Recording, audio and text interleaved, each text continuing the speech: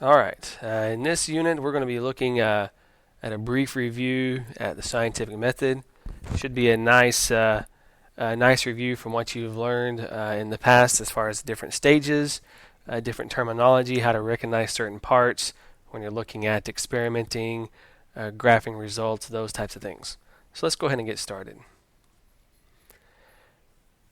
We know the first part, we're going to be looking at the different parts and maybe some subparts. Well, the first part of the scientific method is being able to ask that question.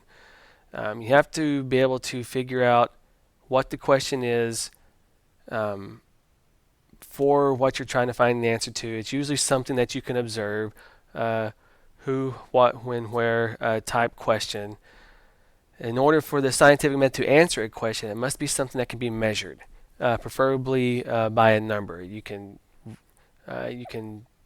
figure out the measurement of the answer of some type of question, be able to find a numerical value. Then you can graph it and look at results, those types of things. So it has to be able to be measured. It has to be measurable, this question. Once you figure out the question, you're going to start doing your research, gathering data, using library, internet research, past science research. A lot of scientists that do research will they'll post that information so you can see the results and see if it relates to your particular question.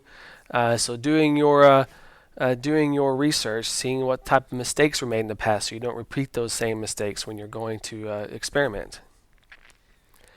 Once you've gathered your research on your question, then you're going to form your hypothesis, right? Your educated guess of what you think is going to happen. And it kind of runs something as far as this format goes. If this occurs, or if this is done, then this is going to be the result, or this will happen. So it's an if-then statement.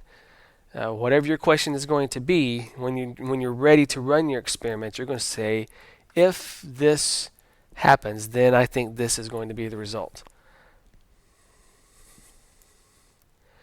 Once you get your hypothesis, once you've done your research on your question, you get your hypothesis, it's time to experiment on it. Okay? What you're doing, the reason you run your experiment is you're trying to decide whether or not your hypothesis is true or false. If you run your experiment and you find out that your hypothesis was wrong, that's okay. More times than not, when scientists do research, it turns out that their hypothesis was inconclusive, it didn't come back the way they thought, so it was proven wrong. It's proven false. And that's the way it should work, because then they can redo experiments, change their formatting, their formulas, and then maybe eventually come across the right answer or the results of the experiment they were looking for. Whenever you run an experiment, you also want to repeat that experiment several times. You don't want to do it once, because if you do it once, you might get a result, and there might have been an accident during, or maybe you did a procedure wrong, you didn't carry out the experiment correctly. So you're going to get a different result than if you were to do the experiment correctly. Maybe you forgot to do a step or something. So having those multiple experiments multiple times will give you a more accurate result when you look at averages in the long run. When you're looking at the experiments, there's different parts that your experiment's going to have. Okay, the part of the experiment that you're testing is known as the variable. Okay, so the part of the experiment you are testing, you're running the test on, is going to be known as the variable. And there are two types of variables you can have in your experiment. You can have the independent variable and you can have the dependent variable.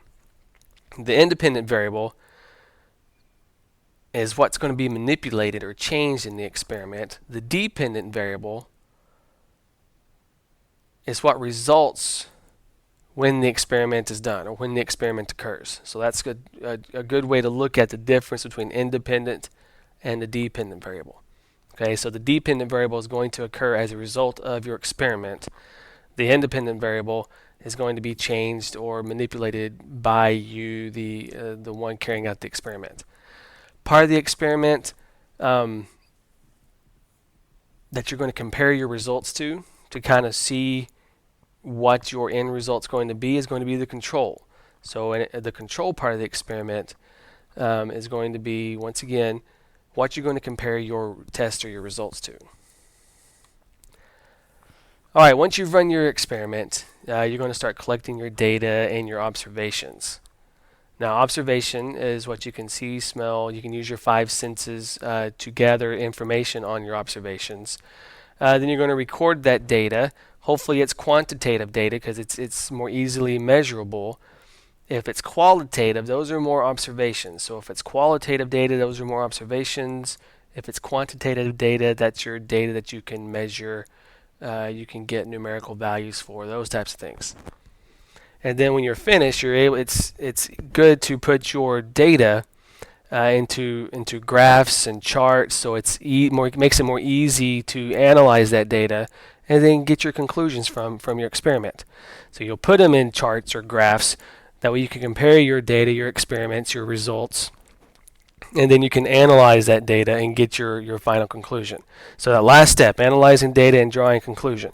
Once you've analyzed it, you put it into charts and graphs, you've looked at the numerical value and the layout of it, then it's time to draw your conclusions. Was your hypothesis correct?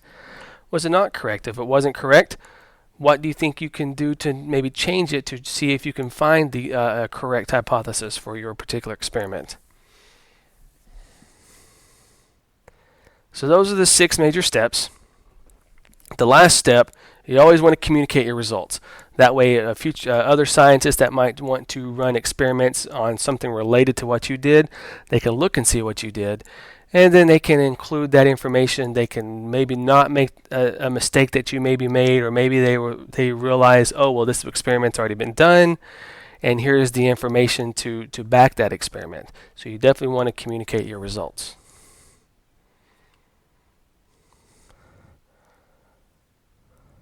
So just a brief rundown: hypothesis, theory, fact, and law.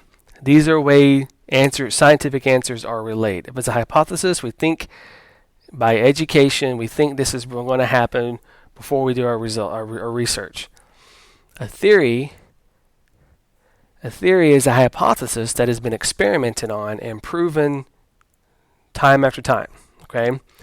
A fact is going to be a theory that has been proven by many different researchers. So the research has been carried out by multiple people, different places, different times, and they've come up with the same theory over multiple times. Then it's going to be a fact. And then it eventually turns into a law if once these facts have been made and time has passed and the results still come up the same, then we know that fact has never been proven wrong, or it can't be proven wrong, and it is going to be considered a law. So those are the stages of getting the research. Once you've done your research, getting that information into a theory, then from a theory to a fact, and from a fact to a law.